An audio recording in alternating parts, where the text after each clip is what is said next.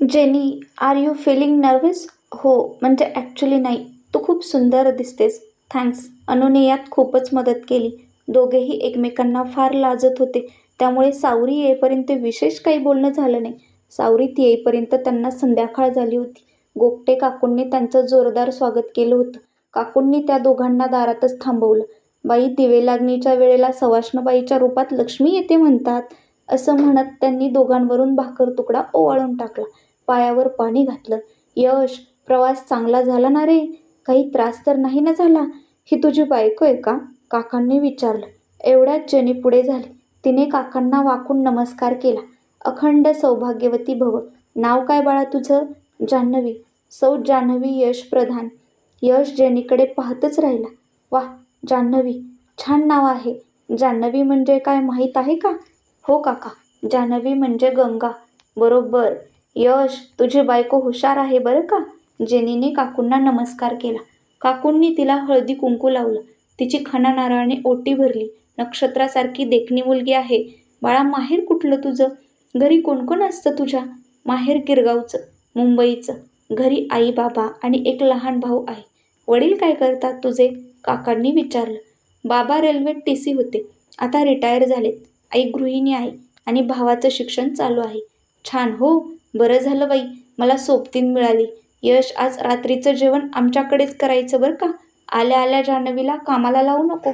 पोरगी नवीन आहे, त्यात इतक्या लांब आणलीस. बिचारी भांबावून गेली असेल. गोगटे काका आणि यश बाहेर गप्पा मारत बसले होते.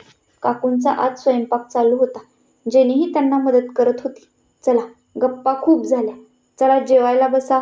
तुमची जेवणं झाली की आम्हा दोघींना बसता येईल. काका आणि यश जेवायला बसले. जेनी काकांना वाढणार. एवढ्यात काका म्हणाले, जान्हवीबाई, तुम्ही आम्हाला सांगितलं, सगळं सांगितलं, पण तुमच्या नवऱ्याचं नाव नाही सांगितलं. जेनीला काकांचं बोलणं समजलं नाही. तिने प्रश्नार्थक चेहऱ्याने काकूंकडे बघितलं. अगं, ते तुला उखाणा घ्यायला सांगतायत. अहो, का उगाच मुलीची फिरकी घेता? या काळातल्या मुलींना जमणार आहे का? काकू, जमेल मला. घेऊ का? अगो बाई, नाव घेणार म्हणतेस? घे ग घे. श्रीहरींच्या मंदिरात भजन गाते मीरा. शारदेच्या विणेतून झंकारती ज्ञानाच्या धारा. विश्रांती घेतात नारायण आणि लक्ष्मी घाले वारा. यशवंतरावाच्या रूपाने मला मिळाला सुखाचा किनारा. वाह, उत्तम. याला म्हणतात हजरजबाबीपणा. यश, भाग्यवान आहेस बाबा.